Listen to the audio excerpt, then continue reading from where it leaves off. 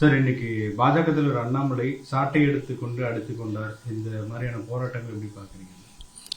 இது பகுத்தறிவுக்கு உகாத ஒரு போராட்டம். எந்த அரசியல் தலைவரும் ஏற்றுக்கொள்ள மாட்டார்கள்.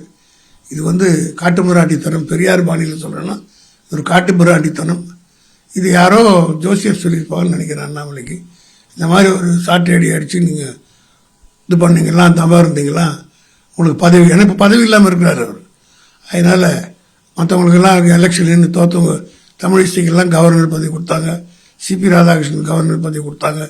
நீங்கள் இவ்வளவு பண்ணுறீங்க, ஆனால் உங்களுக்கு ஒன்றும் கிடைக்கலையே, இப்படி இதுதான் உங்களுக்கு இடைஞ்சலாக இருக்குது, அதை போக்கணும்னா இந்த பரிகாரம் பண்ணுங்கன்னு சொல்லியிருப்பாங்க. அந்த பரிகாரத்தை செய்வதற்கு தான் பண்ணியிருக்காருன்னு நான் நினைக்கிறேன். இப்போ தொடர்ச்சியாக இந்த மாணவி விவகாரத்தில் தொடர்ந்து இந்த எஃப்ஐஆர் விவகாரம் இதெல்லாம் பெரிய அளவில் விவாதிக்கப்பட்டு வருது. தொடர்ந்து அரசு தரப்புல என்ன நடவடிக்கைகள் எடுக்கப்பட்டிருக்கு? போலீஸ் ஆணையர் அருண் அவர்கள் மிக தெளிவாக சொல்லிட்டார். FIR is public document.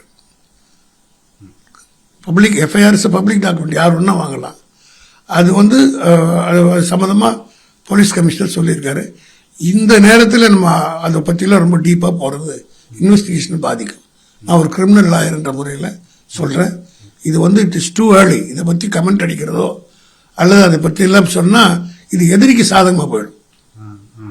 இந்த மாதிரி விஷயங்களை இப்போ நாம் பேசுவதால பல டவுட்டுகளை இப்போ தெரியாது, இன்னைக்கு பேசிடுவீங்க. இது சார்ஜ் ஷீட் போட்டு ட்ரையலுக்கு வரும்போது 1 வருஷம் ஆகும். எல்லாம் மறந்துடுவாங்க இந்த நிகழ்ச்சி.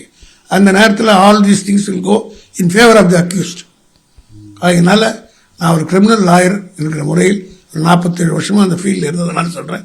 இது எஃப்ஐஆரோ கேஸ் இன்வெஸ்டிகேஷன் பற்றி கமெண்ட் அடிப்பதோ இன்வால்வ் ஆவதோ it will be helping the accused. அவ்வளவுதான் நம்ம தொடரும்.